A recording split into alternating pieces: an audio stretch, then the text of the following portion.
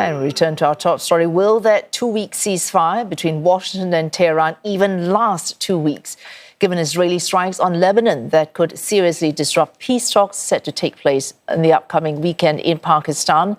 We're joined by Dr Samir Altaqi. He's Nonresident Senior Fellow of the Syria Project at the Atlantic Council. Thanks for joining us, Dr Altaqi. Now, questions about whether Israeli strikes could even now tear apart this already very brittle ceasefire between Iran and the United States. The US saying it takes Israel's line that Lebanon is not included in this truce. Iran, I assume, taking the side of its proxies that Lebanon is in fact included in this truce. Thank you very much. Actually, what's happening is that Iran is still pretending that Lebanon had been involved in the ceasefire and should be, and Israel should be committed. The problem now is that the American administration is, as you said, taking the line of Israel.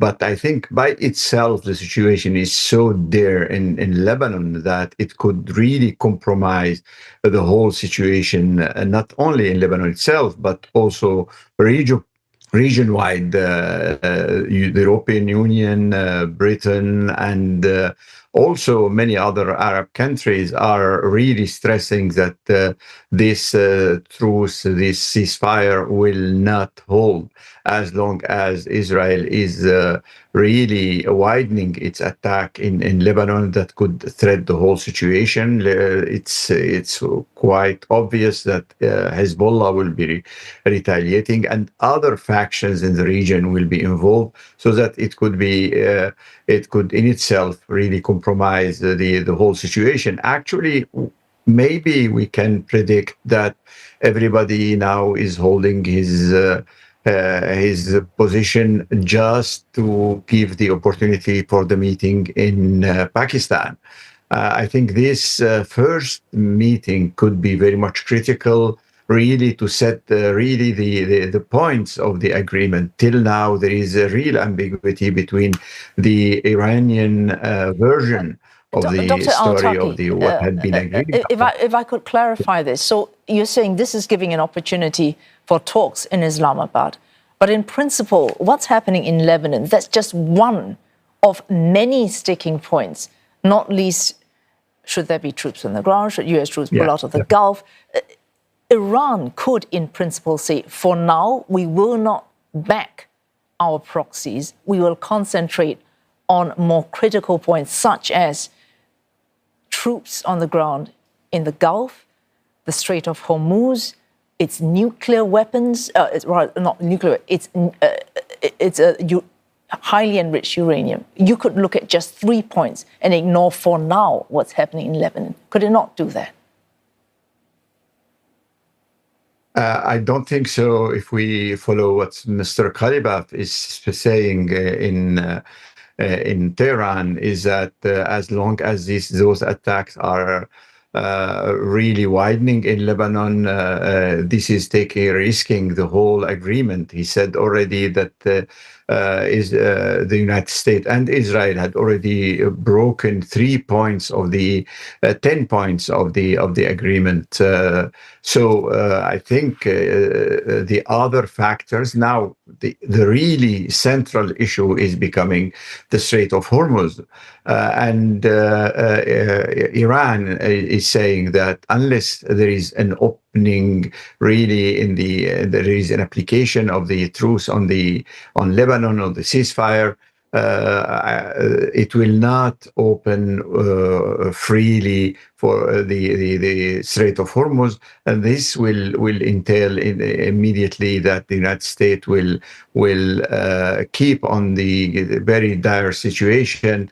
Israel could soon resume its attack upon Iran and upon other positions of the other Iran-affiliated militias. So at the end of the day, we can say that the meeting in Pakistan will be very much critical to really straighten the situation and really clarify those 10 points. The 10 points had not yet been declared overtly. There had been a certain freedom for every side to say whatever his version is. But I think now the situation is so critical in Lebanon itself, and Iran is feeling that if it allows the free passage of the tankers within the Gulf, this will withdraw a major card in its hand. All right, so this is leverage that Iran at this point cannot afford to give up. Exactly. But it does have vested interest in reaching this card. Yeah, but it does have some interest in reaching some kind of framework for, let's not call it resolution, but at least a holding off on severe attacks on its infrastructure. Definitely, I think Iran has a major interest in this ceasefire, and it would be a kind of a test of the decision-making system in Iran, whether they will be embarking. And unfortunately, this ceasefire will last only 2 weeks. In those 2 weeks, there is a huge job to do by the negotiators.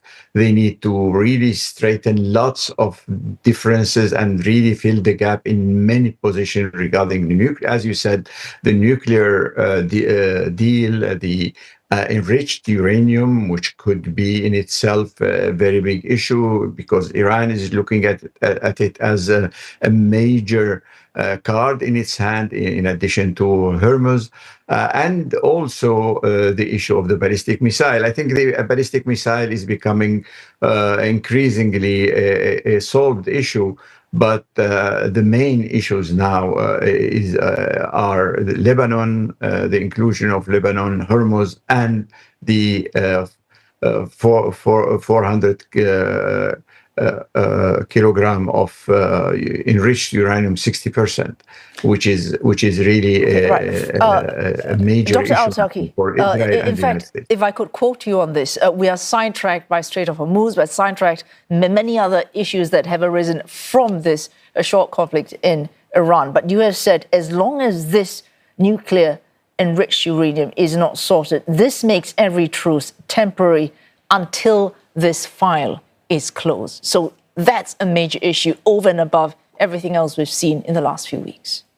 Final question. It is a major issue, actually, because actually we need to understand that the bomb on Hiroshima was enriched only 60%, which means that it could be weaponized and it could be turned into a dangerous tool, dangerous. So I think at the end, we need to understand that Iran is keeping this card in its hand as a final bargaining tool. And I think this is becoming very much critical for the United States and for Israel and for the whole region. What would happen with this quantity of uranium, 60%?